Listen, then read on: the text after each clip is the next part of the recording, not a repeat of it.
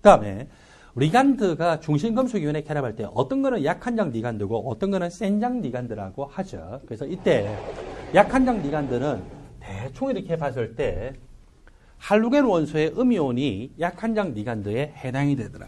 할로겐 원소의 음이온보다는 H2O가 그거보다는 상대적으로 센장 리간드, 암모니아가 좀 더 센장 리간드, 그리고 에틸렌타임이 센장 리간드, 시아나이온 일산화탄소가 가장 센장 리간드죠. 이거는 반드시 여러분들이 필수적으로 암기하세요. 그래서 저 정도 내용은요, 추론할 필요도 없이 기계적으로 문제를 풀도록 하세요. 할로겐 아이온보다 H2O, H2O보다 암모니아, 암모니아보다 에틸렌다민, 에틸렌다민보다 시아나이온 일산화탄소가 좀 더 센장 리간드고, 시아나이온 일산화탄소는 가장 강한 장 리간드에 해당이 됩니다. 자, 그리고 요거는 간단하게 암기를 한 거고, 이렇게 좀 더 구체적으로 따지면은 이런 것들이 존재를 하고 있죠. 그래서 이런 리간드들, 약한 장 리간드부터 센 장 리간드인데, 할로겐 이온을 봤을 때 주기가 큰 걸수록 더 약한 장이고, 주기가 작은 걸수록 더 센 장 리간드에 해당이 되고, 저 원리들은 여러분들이 이해를 하셔야 돼요. 여기 센장 리간드가 왜 결정장 분리가 크냐라고 하는 것이 분자 괴담수 이론에 의해서 접목이 돼서 설명되고, 이걸 우리는 리간드장 이론이라고 합니다. 중심 금속 이온에 8매치장 분리가 일어났다고 생각하면 이런 패턴이죠. 그래서 이런 패턴이고, 리간드가 여기에 X축을 따라서만 들어올까요? 6군데 방향으로 들어와요. 6군데. X축 플러스 방향, X축 마이너스 방향, Y축 플러스 방향, Y축 마이너스 방향, G축 플러스 방향과 G축 마이너스 방향 6군데 접근하는데, 6개를 한꺼번에 생각하면 복잡하니까 한 개만 생각합시다. X축 플러스 방향에서 시아나이온이 들어오는 걸 생각해요. 그러면 시아나이온, 이렇게 분자 구조의 루이스 구조가 표현이 되고, 여기 탄소가 비공유 진재성을 앞세우면서 배비결합을 해요. 그리고 시아나이온의 분자 괴담수 이론에 의해서 그 분자 괴담수의 에너지 패턴들을 그려보면은 파이 2p, 그리고 누구? 시그마 2p, 그리고 파이 2p 스타 오비탈, 시그마 2p 스타 오비탈이고, 전자가 어디까지 채워져 있어요? 바닥 상태에서 파이 2p 오비탈, 시그마 2p 오비탈까지 채워져 있거든요. 파이 2p 스타 오비탈에는 전자가 채워지지 않고 빈 오비탈 상태였어요. 그래서 이 시아나이온의 파이 결합 분자 오비탈에 전자가 분명히 있는 상태예요. 그렇죠? 그래서 있고, 그때 파이 비결합 분자 오비탈에는 전자가 존재하지 않고 어떻게 되어 있습니까? 비어 있었죠. 비어 있었는데, 중심 금속 이온에 이 시아나이온이 비공유 진재성을 앞세우고 들어와요. 여기 결정장 이론이라고 하는 것은 이 비공유 진재성하고 중심 금속 이온의 양전하고 정전기 인력이 생겨서 결합할 때, 그때 반발력이 다르더라는 거죠. 누가 반발력이 커요? 바로 마주보고 있는 오비탈. 마주보고 있는 오비탈이 여기서 X축 위, Y축 위에서 전자가 존재하는 뭡니까? DX제곱 마이너스 Y제곱 오비탈이죠. 유난히 반발력이 크니까 에너지가 높아요. 그리고 여기서부터 약간 비켜 나가 있는 오비탈. 그 비켜 나가 있는 오비탈은 뭡니까? 예를 들어서 X축과 Y축 사이에서 주로 발견되는 DXY 오비탈. 여기는 전자가 존재하긴 하는데 이 치고 들어오는 비공유 진재성하고 약간 멀어요. 그냥 그대로 마주보고 있어요. 약간 멀잖아요. 그죠? 그래서 이렇게 어긋나 있기 때문에 반발력이 상대적으로 존재하긴 하지만 작을 거고, 반발력이 작으니까 얘보다는 어때요? 그만큼 에너지가 낮을 거라고 생각할 수 있었어요.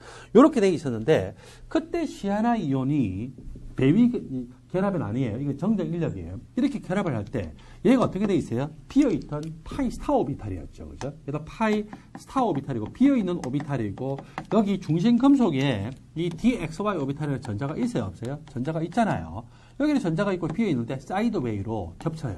사이드웨이 겹쳐서 전자가 이쪽으로 확 넘어가 버리죠. 이 전자가 이쪽으로 뒤로 넘어가 버리면은 이 사이드웨이를 겹침하면서 전자가 넘어간다는 거예요. 그럼 이 전자 밀도가 어때요? 감소하죠. 이 전자 밀도가 감소하면은 여기 전자하고 이 전자하고 반발력이 어때요? 감소할 거 아니에요. 반발력이 작아졌다는 건 이게 상대적으로 더 불안정해진 거예요? 안정해진 거예요? 더 안정해졌죠? 안정해졌다는 것은 에너지가 더 낮아졌어요. 그래서 원래 DXY 오비탈이면은 에너지가 이 정도인 줄 알 텐데, 그거보다 어때요? 에너지가 더 낮아졌죠. 더 낮아지고 난 다음에 이 차이가 보니까 어때요? 더 커졌어요. 그래서 결정장 분리가 커졌다라고 이야기를 하죠. 이제 약한장 리간드가 결합할 때는 어떻게 되느냐?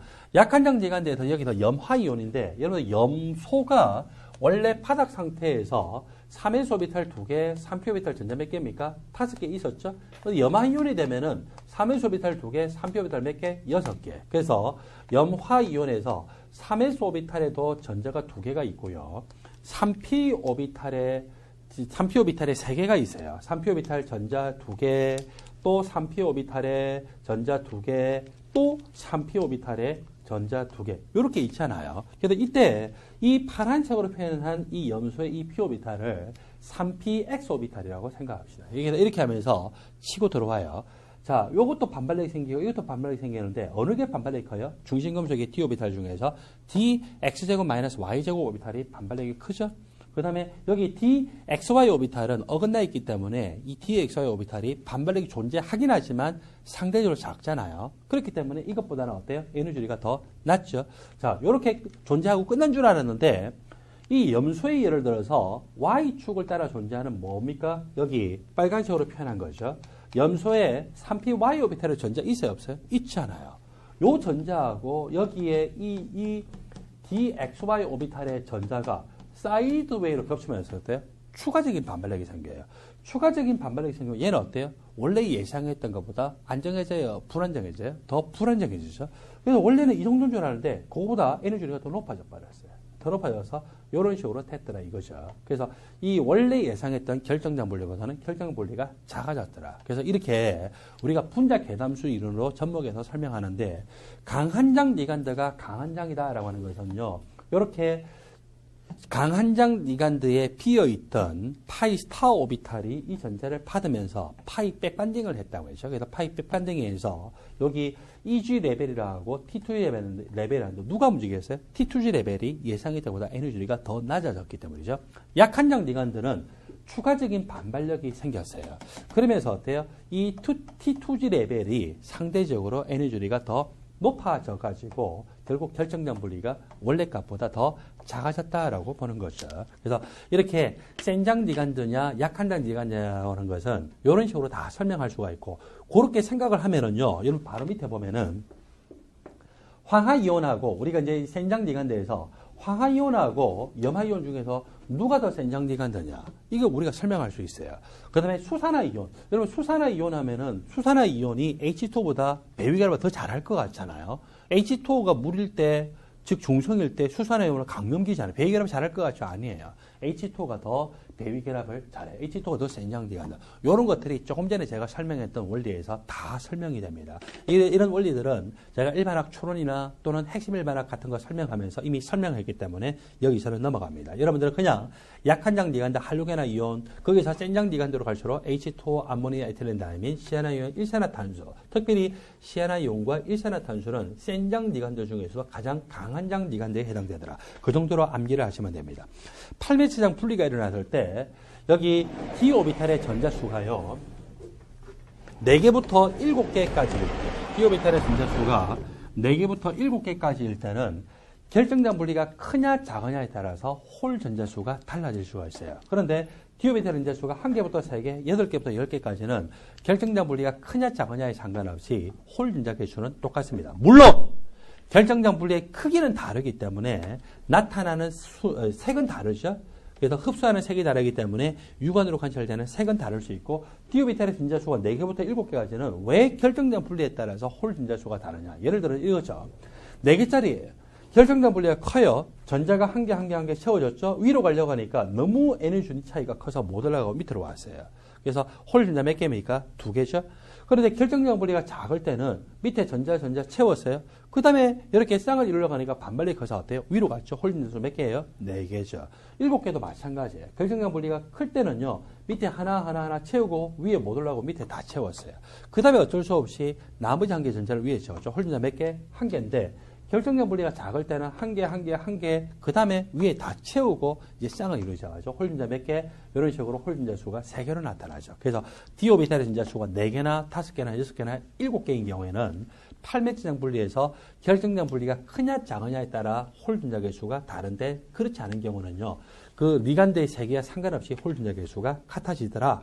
그리고 이 결정장 분리가 크냐 작으냐라고 하는 것은 중심 금속이온의 종류가 될 때는 뭐에 따라 결정됩니까? 종류와 산화소가 될 때는 리간드의 세계에 따라 결정되죠. 누가 가장 센장 리간드였어요? 시아나이온, 일산화탄소. 특히 보통은 일산화탄소는 시험 문제 잘 안 나와요. 왜 그래요? 일산화탄소는 기체 물질이고 수용액 중에서 결합하는 게 아니잖아요. 그렇죠? 그래서 보통은 시험에 나오는 것이 시아나이온이 시험에 나오는 이유가 바로 그것 때문입니다.